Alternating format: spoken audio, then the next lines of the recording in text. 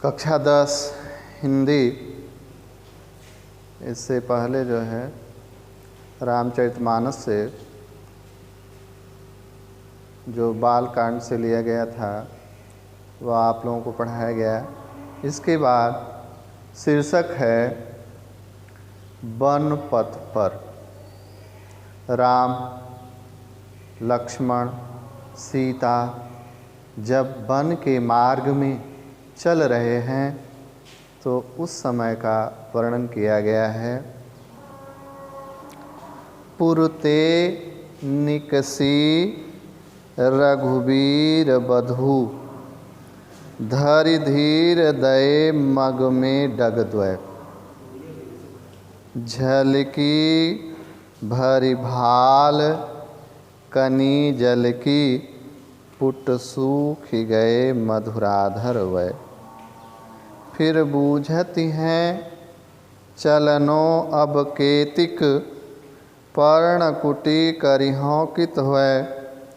तिय की लखिया तुरता, पिय की आँखिया अति चारु चली जल छय। पुरते निकसी रघुबीर बधू।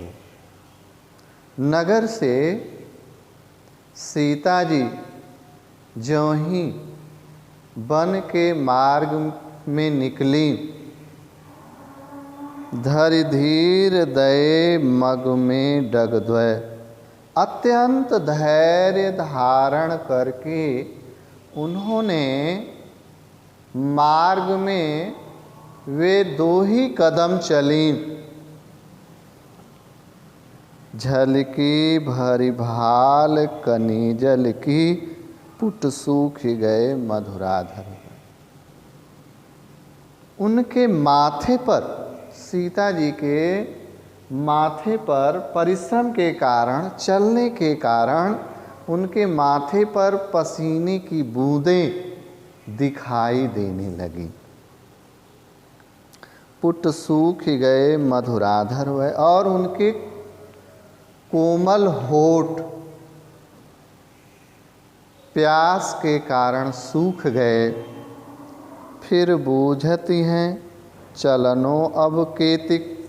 सीता जी प्रभु श्री राम से पूछती हैं कि अभी मार्ग में कितनी दूर चलना है।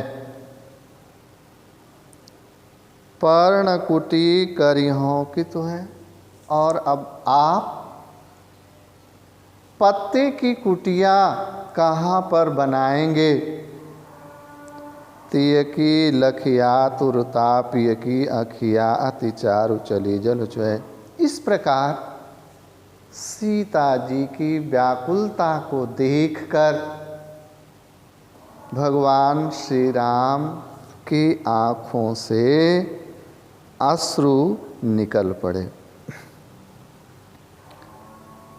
जल को गए लखन हैं लरिका, परिखों पिय छाह घरीक होए ठाढ़े। सीता जी को प्यास लगी हुई है। सीता जी की प्यास को शांत करने के लिए लक्ष्मण जी जल को लाने के लिए गए हैं। तो जल को गए लखन हैं लरिका। सीता जी कहती हैं कि लक्ष्मण जी जल लाने के लिए गए हुए हैं जो अभी बालक हैं। परिखों पिय छाह घरीक हुए ठाढ़े। हे प्रिय, हे स्वामी, आप एक घड़ी खड़े होकर के उनकी प्रतीक्षा कीजिए। पोछि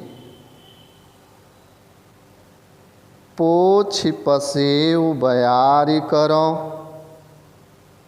अरुपाय पोछि पसेव बयारी करो, अरुपाय पखारियों भूभुरि डाढ़े। तब तक मैं चलने के कारण आपके शरीर से जो पसीने की मार्ग में चलने के कारण आपके शरीर से जो पसीने की बूंदें निकली हुई हैं, तब तक मैं उन पसीने की बूंदों को पोंछती हूँ, बयारी करो। और आपको जो है हवा, पंखे से हवा झलती हूँ, बयारी करो। और उपाय पखारियों भूभुर डाढ़े। और पृथ्वी पर चलने के कारण, आपके भूमि पर चलने के कारण आपके पैरों में जो छाले पड़ गए हैं, उन छालों को शांत करने के लिए मैं आपके पैरों को धोऊंगी। तुलसी रघुवीर प्रियाश्रम जान के। तुलसीदास जी कहते हैं कि भगवान श्री राम सीता जी को थका हुआ जानकर, परिश्रम से थका हुआ जानकर, बैठ विलंब लो कंटक काढ़े, देर करने के लिए अपने पैरों से कांटे निकालने लगते हैं। जान की नाह कुन्नीह लख्यो, पुलको तनुबारी बिलोचन बाढ़े। जो है सीता जी भगवान श्री राम के प्रेम को देखकर पुलको तनुबारी बिलोचन बाढ़े, सीता जी का शरीर पुलकित अर्थात रोमांचित हो गया और सीता जी के नेत्र प्रेमाश्रुओं से भर गए। रानी मैं जानी अजानी महा, पबि पाहन हूँ तो कठोर हियो है। राजहु काज अकाज न जान्यो, कहो तिय को जिन कान कियो हैं। ऐसी मनोहर मूरत ये, बिछुरे कैसे प्रीतम लोग जियो हैं। आँखिन में सखी राखि बेजोग, इन्हें किमके बनवास दियो हैं।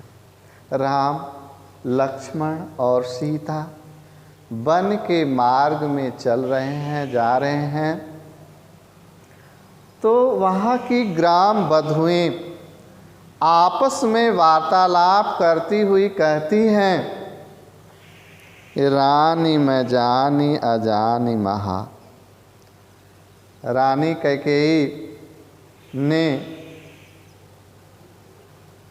इन लोगों को वनवास दिया है, वन में भेजा है।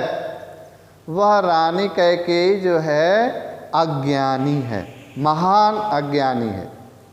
रानी मैं जानी अजानी महा, अत्यधिक वह रानी कैकेयी जो है अत्यधिक अज्ञानी है। पविपाहन होते कठोर यो है। उस रानी कैकेयी का हृदय पत्थर से भी अत्यधिक कठोर है। राजहु काज अकाज न जानो, जिस कैकेयी ने राज कार्य के विलंब को न जानकर, कहो तिनको जिन कान कियो है, इन्हें जो है जंगल में भेजा है, वन में भेजा है। ऐसी मनोहर मूर्ति ये, ऐसी सुंदर मूर्ति वाले ये राम लक्ष्मण जो दोनों राजकुमार हैं और उनके साथ सीता जी भी हैं, जिनकी अत्यंत सुंदर मूर्ति है, जिनका अत्यंत सुंदर स्वरूप है। बिछुरे कैसे प्रीतम लोग जियो हैं, इनके साथ रहने वाले लोग इनसे बिछुड़ कर, इनसे अलग होकर के कैसे जीवित रहते होंगे। आँखिन में सखी राखी बिजोग इन्हें किमके बनवास दियो। ये सुंदर मूर्ति वाले, मनोहर मूर्ति वाले ये राजकुमार आँखों में बसाने के योग्य हैं, इन्हें किस कारण से वनवास दिया गया है?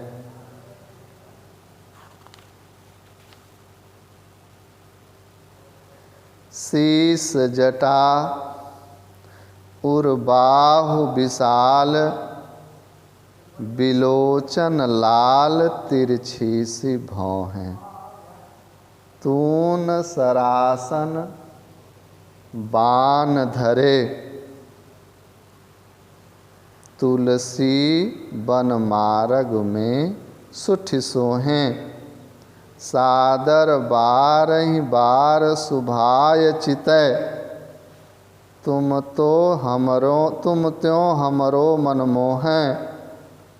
पूछत ग्राम बधू सियसो, कहो सावर से सखी रावरो को है।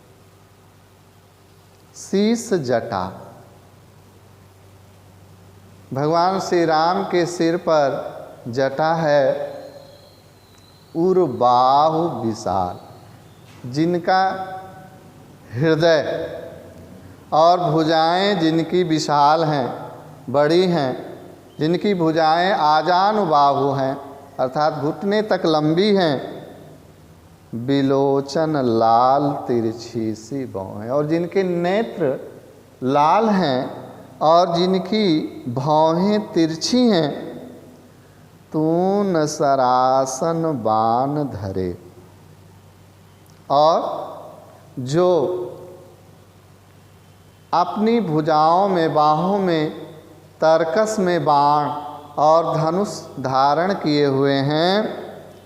तुलसी वन मार्ग में सुठ सोहें, वन के मार्ग में चलते हुए राम लक्ष्मण और बीच में सीता जी अत्यंत सुशोभित हो रहे हैं।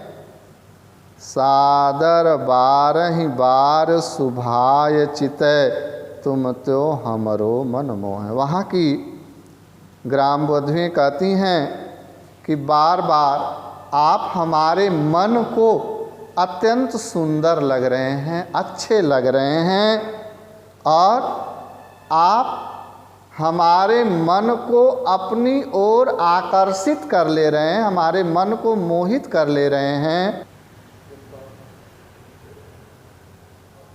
पूछति ग्राम बधू सियसो, कहो सावर से सखी रावरे को हैं। ग्राम की बधुएं सीता जी से भगवान श्री राम का संबंध पूछती हैं कि मार्ग में जो सांवले से हैं और मार्ग में जो आगे आगे चल रहे हैं, वे संबंध में आपके क्या लगते हैं।